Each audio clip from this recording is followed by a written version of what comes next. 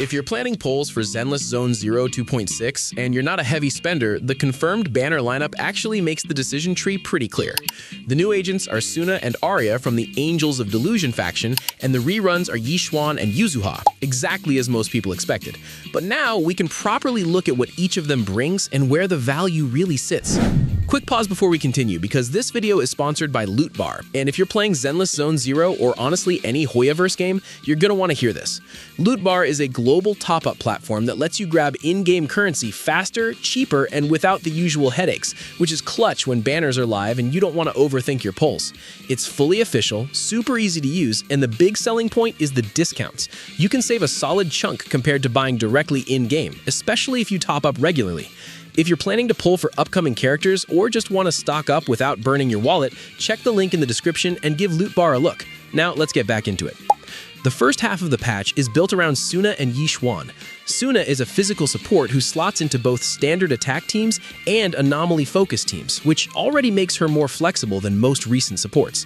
Her core contribution comes from her cat's gaze mechanic, which triggers when other agents follow up or join attacks, letting her apply team-wide buffs without needing long on-field time. On top of that, she provides an ether veil, which immediately makes her extremely attractive for ether-centric compositions. In practice, this lines up especially well with Shunguang, and that pairing is very clearly intentional.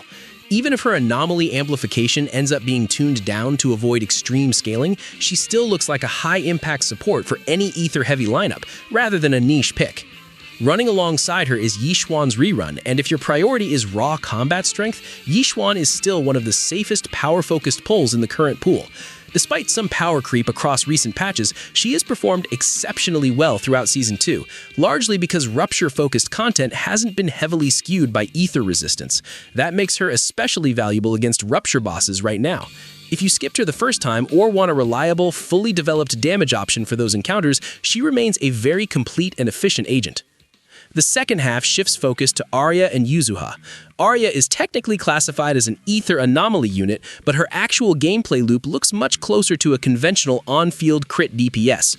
The structure of her kit revolves around building toward a stun window and then unloading all of her damage during that opening, rather than leaning into constant disorder procs. Her signature mechanic involves stacking light sticks through her special and ultimate, which she then converts into a downward stomp-style attack for burst damage. Because of how her triggers and buffs are structured, Aria is clearly designed to function best with Sunna. Their mechanics line up in a way that directly supports each other's uptime and payoff windows. So if you're committing to Aria as a main carry, Sunna is very close to being a functional requirement rather than just a nice bonus. Yuzuha also reruns in the second half, and she remains a strong anomaly support overall. However, she isn't an especially clean match for Aria specifically, since Aria's damage profile doesn't lean heavily into disorder scaling. Yuzuha makes more sense if you're building or maintaining anomaly teams around agents like Jane or Bernice and want a stable, proven support to round out those compositions. From my own practical pull perspective, Yixuan stands out as a genuinely high-value rerun because she still fills a role very few agents can replicate, a dedicated rupture carry whose damage profile remains extremely effective in current endgame content like Shiyu Defense and Deadly Assault, mainly because rupture damage bypasses defensive scaling that normally slows down traditional DPS as enemy stats climb, which keeps her performance stable even as content gets tankier. Unlike most standard damage dealers, her kit is built around a separate scaling structure that rewards HP and offensive investment without being heavily constrained by enemy defense, making her especially reliable in high-pressure boss encounters. And that's also why she stayed relevant through Season 2, where ether resistance has been relatively uncommon in rupture-focused stages, letting her convert investment into consistent clear speed rather than situational spikes. On top of that, her build path is flexible enough that she still performs well without perfect gear or her signature Wenjin, meaning players who missed her original banner can realistically slot her into an account and see immediate improvement, especially if they currently lack a strong answer to rupture-favored content. But what do you think? Let me know your thoughts in the comments below.